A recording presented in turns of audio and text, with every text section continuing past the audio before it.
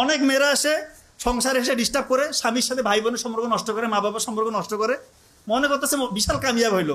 আরে বাবা, এটা যদি করেন, কোনো হাজব্যান্ডের যদি সম্পর্ক তার মা বাবার সাথে বিচ্ছিন্ন হয়, তার ভাই বোনের সাথে যদি সম্পর্ক খারাপ হয়, ওর তো হায়াত কমে যাবে।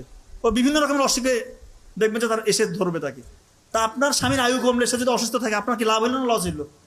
বুঝে না, মেয়েরা অনেকে বুঝে না। একটু দেমাগ খাটান, সোর্স করেন, একটু বুদ্ধি খাটান।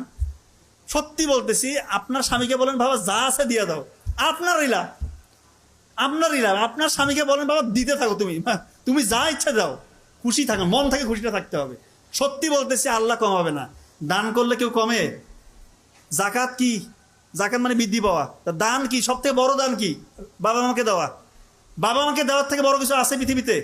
মা বাবাকে দিবেন আপনি, এটা আবার কিসের কি? আল্লাহ তালা বাড়াই দিবে। আর মা বাবা কি টাকা কি অন্য কোথাও দিবে নাকি? ওগুলো তো আলটিমেটলি আপনার স্বামীরাই থাকবে, হাজব্যান্ডেরই থাকবে। এগুলো নিয়ে করবেন না, ছোট লোকই করবেন না। দয়া করে বলতেছি, মনটা একটু উদার করেন। আর একটা ব্যাপার, আপনার সন্তান হবে না। আপনি যদি এরকম আত্মকেন্দ্রিক আচরণ করেন, বাবা মার, আপনার হাজব্যান্ডের মা বাবার হিংসা করেন, তা আপনার ছেলেটা যখন বড় হবে, বিয়ে করবে, আপনি তখন বয়স্ক হবেন, আপনার হালতটা কি হবে? আপনার বৌমা যদি আপনাকে এসে না দেখে, কি মানে একটা কথা আছে না যে ইট্টি মারলে পাটকেলটি খেতে হয়, কথা আছে কি না?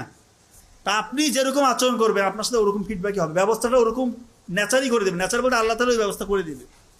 দয়া করে সন্তানকে শিখান, সন্তানকে এমনভাবে ছোটবেলা থেকে লালন পালন করেন, ওরা দেখবে কি রে, আমার মা বাবা, আমার দাদা দাদি, নানা নাকি এত রেসপেক্ট করে, ওরা এটা দেখে শিখবে। তারা যখন বড় হবে, তারা তাদের শ্বশুর শাশুড়িকে রেসপেক্ট করবে। কথা কি বুঝতে পারছেন? দেখবেন পরিবারটা একটা জান্নাতের বাগান হয়ে যাবে ইনশাল্লাহ। তো আজকে আমরা যা কিছু শিখলাম, একটু কিছু যদি মেরে চলি, ইনশাল্লাহ জীবন বদলে যাবে।